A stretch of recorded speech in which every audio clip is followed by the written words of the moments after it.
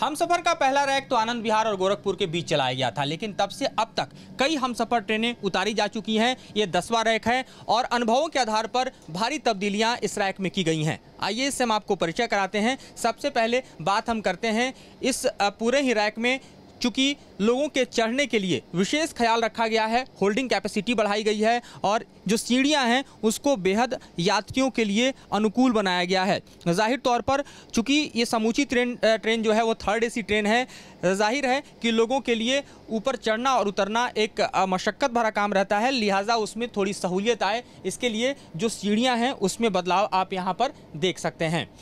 इसके बाद दूसरी महत्वपूर्ण चीज़ जो ज़रूरत में शामिल होती है वह है हेडरूम, जो कि पहले ही बढ़ाया गया था, लेकिन अब आप देखेंगे कि इस 3rd AC कोच में भी तमाम यात्रियों के लिए लाइट का प्रबंध किया गया है, यानी उनके लिए रीडिंग की फैसिलिटी दी गई है। साथ ही उनके प्राइवेसी को ध्यान में रखते हुए जब वो चाहें अपने लाइट को ऑन ऑफ कर सकते हैं, यानी दूसरे पैसेंजर भी इससे डिस्टर्ब नहीं होंगे।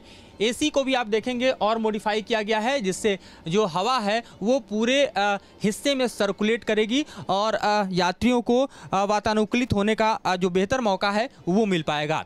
इसके अलावा अगर हम बात करें तो होल्डिंग जो है उसको देखिए, उसमें एक नया कह सकते हैं कि हैंडल यूज़ किया गया है, ये भी आपको यहाँ पर दिखाई देगा। लाइट के अलावा आप देखें तो चार्जिंग पॉइंट आज की तारीख में सबसे महत्वपूर्ण है।